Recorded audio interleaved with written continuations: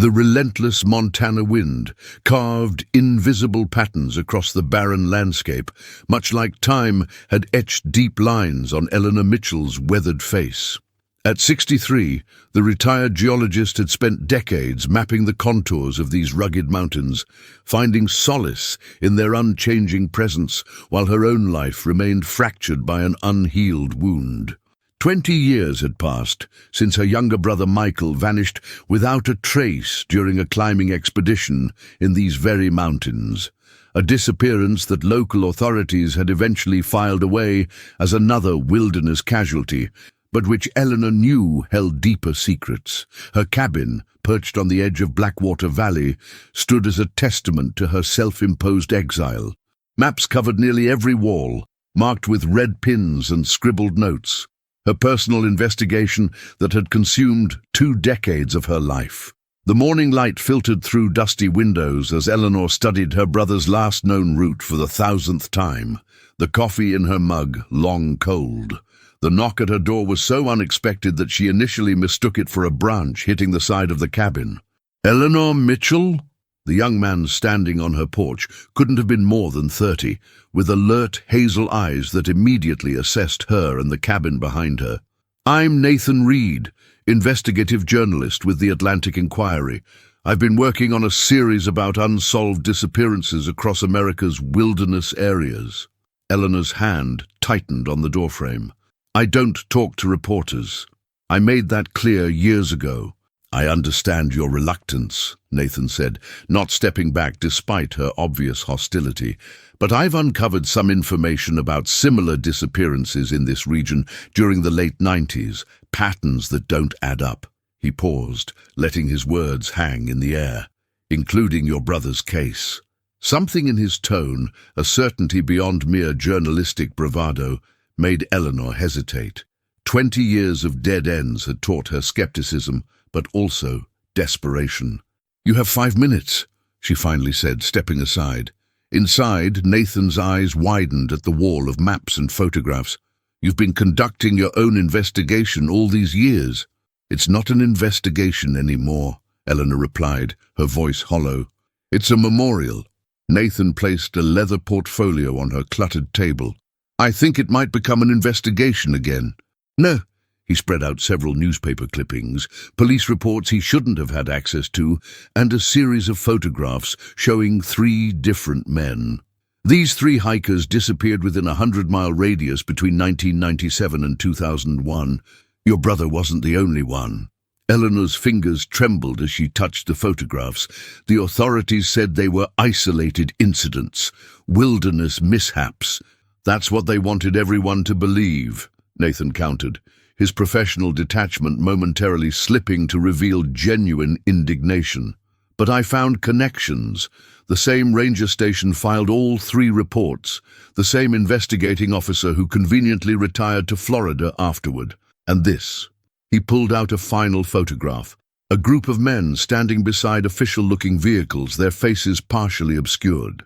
In the background, barely visible, was a facility with no markings. "What is this place?" Eleanor asked, her voice barely audible. "That's what I'm trying to find out. It doesn't appear on any official maps from that period, despite being on federal land." Nathan studied her reaction carefully. "Mrs. Mitchell, I believe your brother and these other men stumbled upon something they weren't supposed to see." Eleanor felt a cold certainty settle in her chest, the first real lead in 20 years of searching.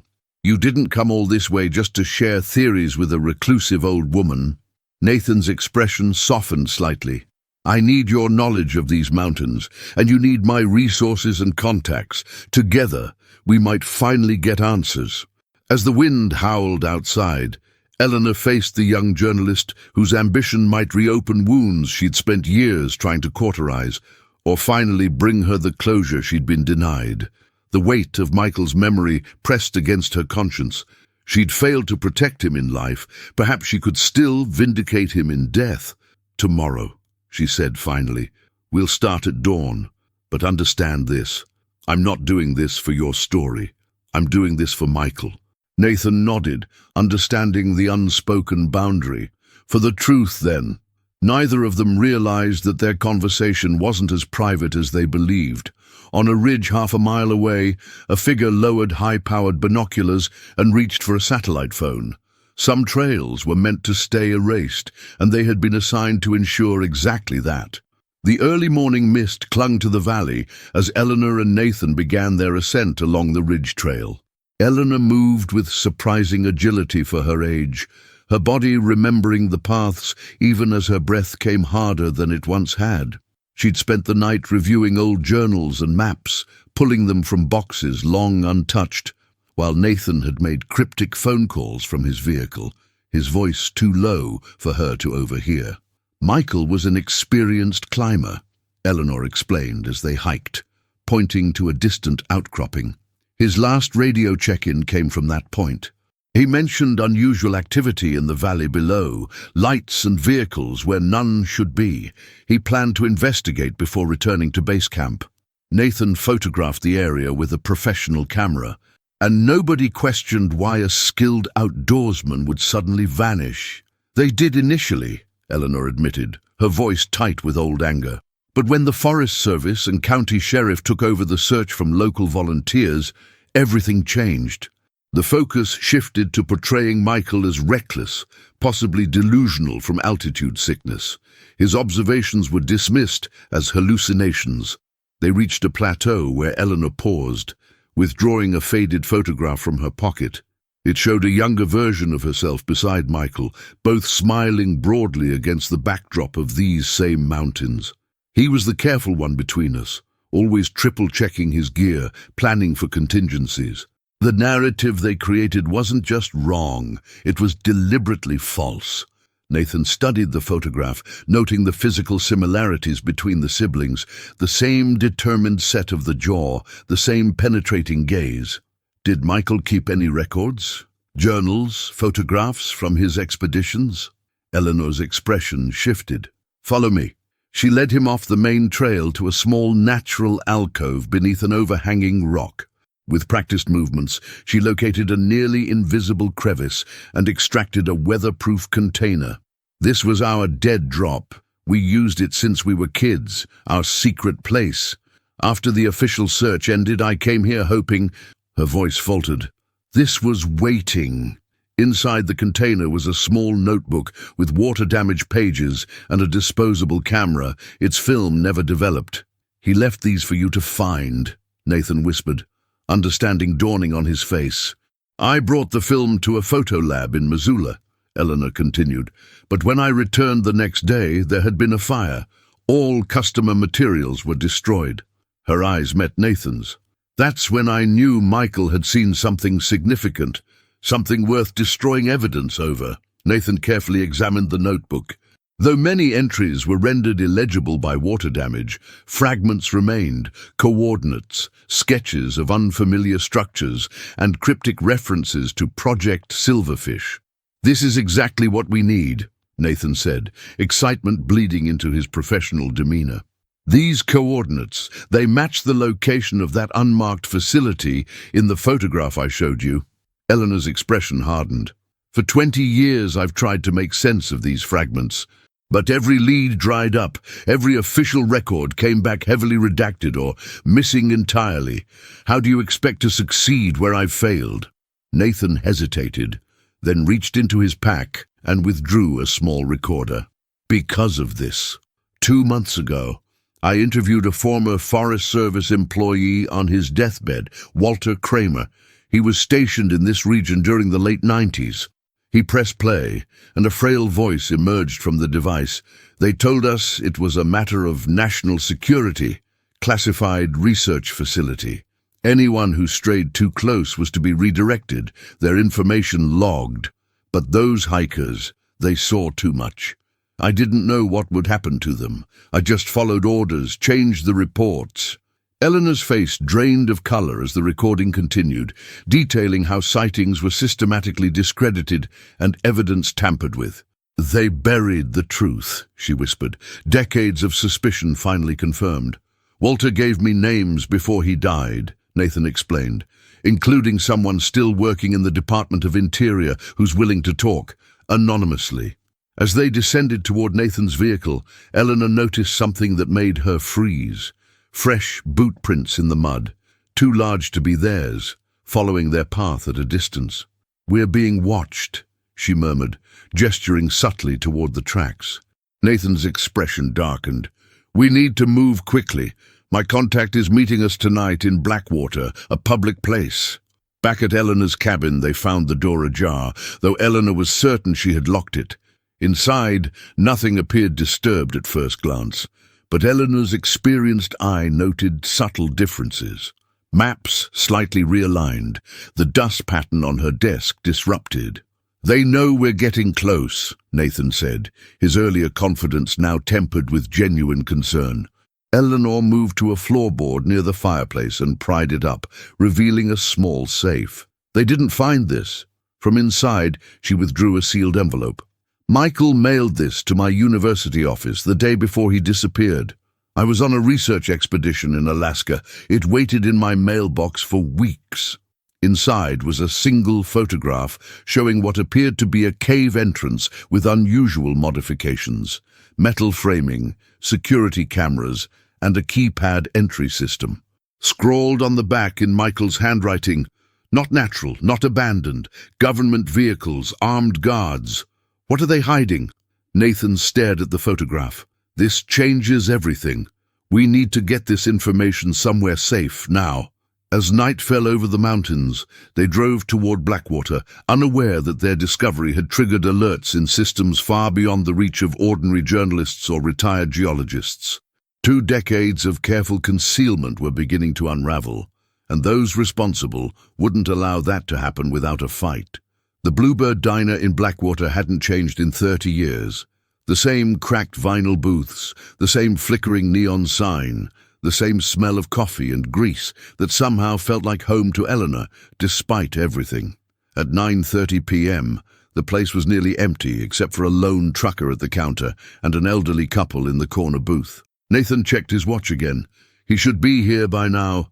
Eleanor sipped her coffee, eyes fixed on the entrance. "You trust this contact?" "As much as I trust anyone in government," Nathan replied, his typical confidence subdued. "Walter vouched for him before he died, said he was one of the few who questioned the operation." The bell above the door jingled, and both turned expectantly. A middle-aged woman in a waitress uniform entered, not the government contact they were waiting for. Eleanor felt the weight of disappointment, but something about the woman's deliberately casual scan of the diner triggered her instincts. "That's not a waitress," Eleanor whispered. Nathan frowned. "How can you tell?" "Her shoes. No waitress wears tactical boots with that much tread." Eleanor had spent enough time in the wilderness to recognize proper footwear. "And she's carrying." The woman approached their table with practiced nonchalance. "Coffee refill?" Nathan tensed, but Eleanor smoothly replied, "No, thank you, Rachel." The briefest flicker of surprise crossed the woman's face before she nodded almost imperceptibly. "Bathroom's down the hall. Might want to check it out." After she moved away, Nathan leaned forward. "Rachel, how did you—" "Educated guess," Eleanor murmured. The contact's name was Raymond Winters. Rachel was close enough to signal I was expecting someone while still seeming like a natural mistake. Now, in the grimy bathroom, they found a manila envelope taped beneath the sink. Inside was a flash drive and a handwritten note. "Can't risk meeting. Being followed. Everything you need is here. Trust no one in local law enforcement. R.W." When they returned to their booth, the fake waitress was gone. Back in Eleanor's cabin, they reviewed the contents of the flash drive on Nathan's laptop. What they found exceeded even their suspicions: internal memos, security protocols, and project directives for a classified research facility codenamed Silverfish Outpost, dedicated to studying unusual geological and atmospheric phenomena in the region. "Geomagnetic research," Eleanor said, scanning the technical documents. "But this goes beyond standard scientific inquiry. They were testing something, weaponization potential." "Look at this." Nathan pointed to a security directive dated 1 week before Michael's disappearance. All unauthorized personnel within 3 kilometers of the facility to be detained for questioning. Use of experimental deterrent systems authorized for perimeter security. Eleanor's hands began to shake. Experimental deterrent systems. What does that mean? Nathan opened another file. Personnel records. These are the security officers assigned to the facility during that period. He scrolled through photographs until Eleanor gasped. "Stop! That man! I recognize him." She pointed to a stern-faced officer identified as Security Chief James Mercer. He led the Forest Service team that took over Michael's search. He's the one who pushed the narrative that Michael was disoriented and reckless. Nathan's expression darkened. According to this, Mercer is still active, currently assigned to Department of Defense Special Projects Division in Nevada. Eleanor stood abruptly, pacing the small cabin. All these years I thought I was going crazy. The way officials dismissed me, how evidence kept disappearing, how witnesses suddenly changed their stories. Her voice broke. They made me doubt myself. Made Michael's friends doubt him. "Eleanor," Nathan said gently, "there's more." He opened a folder labeled Incident Reports and selected a file dated with the day of Michael's disappearance. The clinical language couldn't disguise the horror of what they were reading. Test subject inadvertently exposed to Phase 2 deterrent field. Complete neural disruption. Remains collected for analysis. Family to be informed of wilderness accident. Eleanor's legs gave way as she collapsed into a chair. They killed him, they killed my brother, and they made it look like an accident. 20 years of uncertainty crystallized into devastating clarity. And the others? The other missing hikers? Nathan solemnly opened additional files, each documenting similar incidents with the same clinical detachment. They were refining their system, testing its effectiveness. Outside, the wind had picked up, branches scraping against the cabin walls like skeletal fingers. Eleanor moved to the window, her reflection ghostly against the darkness beyond. "We need to expose this. All of it." "We will," Nathan assured her, copying files to a secure drive. "But we need to be strategic. These people have been covering their tracks for decades. They won't hesitate to add 2 more names to their list of wilderness accidents."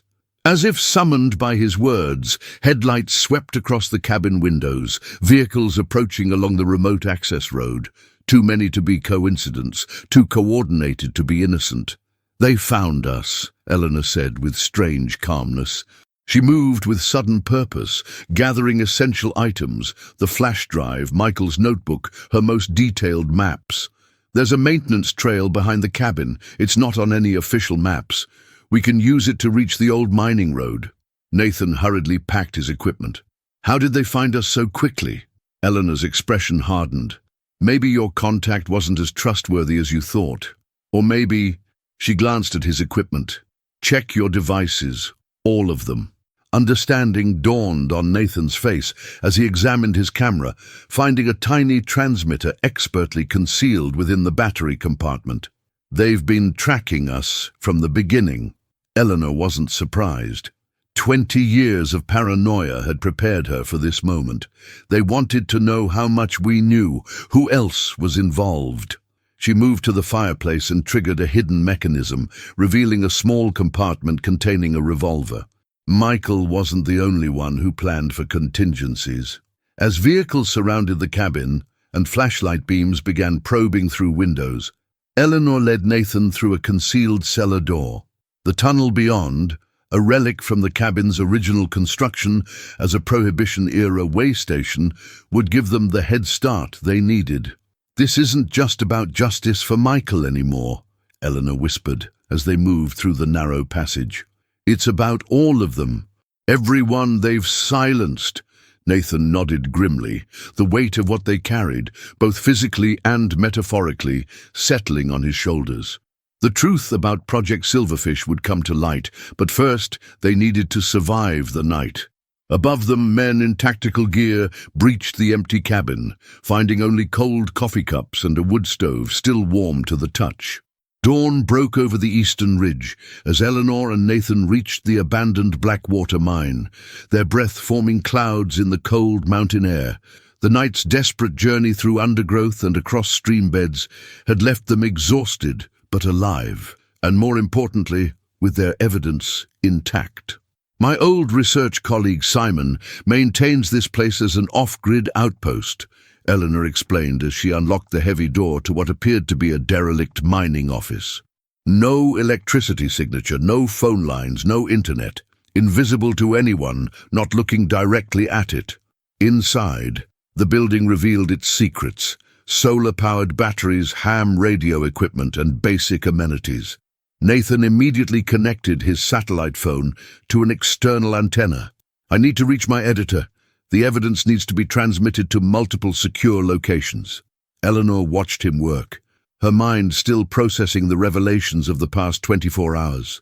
For 2 decades, she had lived with uncertainty, with the possibility that her brother's disappearance might have been a tragic accident. Now, knowing the truth, that he had been deliberately killed for what he'd discovered, brought not closure, but a burning need for justice. "My contact at the Washington Post will run with this," Nathan said after a tense conversation, "and I've sent encrypted copies to 3 other journalists I trust. If anything happens to us, the story still breaks." Eleanor nodded, her gaze distant. "Will it matter? These people have operated with impunity for decades. They've controlled the narrative. Who's to say they won't do it again?" "It's different now," Nathan insisted. "Social media, independent journalism, the public's distrust of government secrecy, all of it works in our favor, and we have something they can't counter." He held up the flash drive. Their own documents, their own words convicting them. Eleanor wasn't convinced. Documents can be discredited. Whistleblowers can be painted as mentally unstable. I've seen it happen. Nathan considered her words, then reached for his camera. "That's why we need more. Concrete proof of the facility's existence. Something they can't deny or explain away." Eleanor's eyes widened as she understood his intention. "The facility. You want to photograph it. Not just photograph it. Document it thoroughly, from a safe distance. With timestamp, geolocation, everything." Nathan's expression was determined. "From what we've read, the active deterrent perimeter is 3 kilometers. We can observe from outside that range." Eleanor studied the topographical maps on the wall, her geologist's mind calculating angles and elevations. "There's a ridge here," she pointed, "that would give us line of sight to the valley entrance Michael photographed, 4 kilometers away, so outside their security perimeter. They spent the day preparing, gathering supplies, checking equipment, plotting their approach through areas Eleanor knew would be free from electronic surveillance.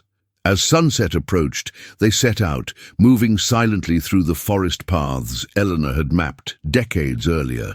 The night was clear, stars piercing the black canopy above as they ascended the ridge.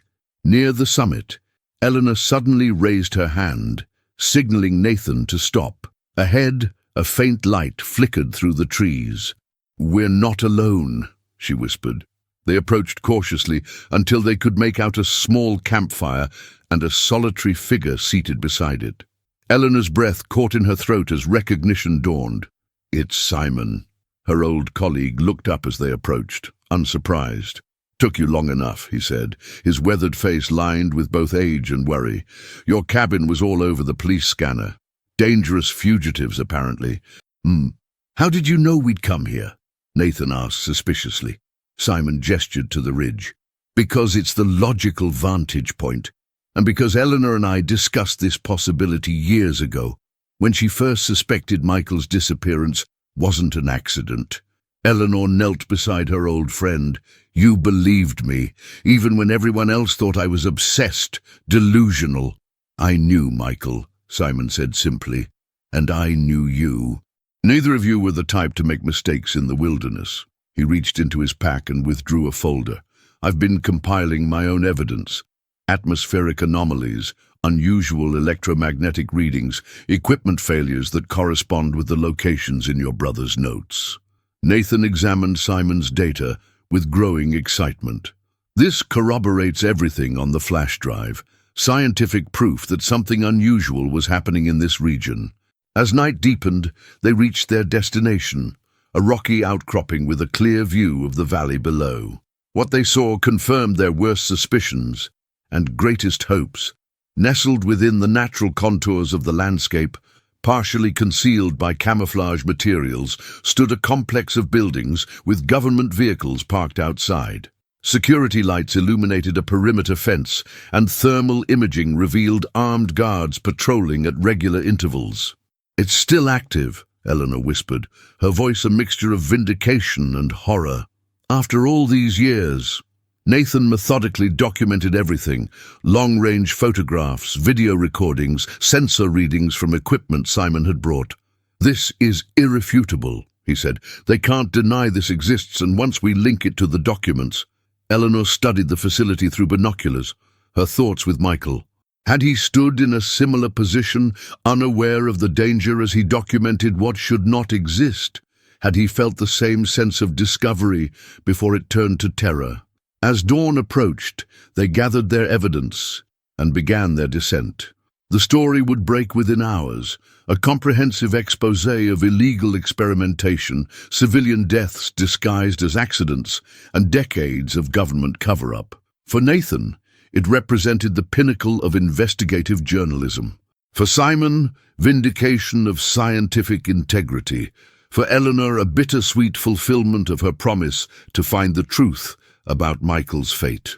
3 days later, Eleanor stood at the memorial service held for Michael and the other victims of Project Silverfish. The national media coverage had been explosive, triggering congressional investigations, high-level resignations, and public outrage. Former officials were facing criminal charges for their roles in the cover-up, including James Mercer, who had been arrested while attempting to flee the country. Nathan approached her after the service, his expression solemn. "The Washington Post is running a feature on all the victims. Their lives, their stories, who they really were, not the reckless, unstable personas created to justify their disappearances." Eleanor nodded, her grief now shared rather than isolated. That's what Michael would have wanted. For the truth to be known, not just about what happened to him, but why it mattered. As the gathering dispersed, Eleanor remained by the memorial stone. 20 years of searching had led her here, not to the reunion she had once desperately hoped for, but to a reckoning that honored Michael's memory and brought accountability to those responsible. The path ahead remained uncertain. Congressional hearings would require her testimony.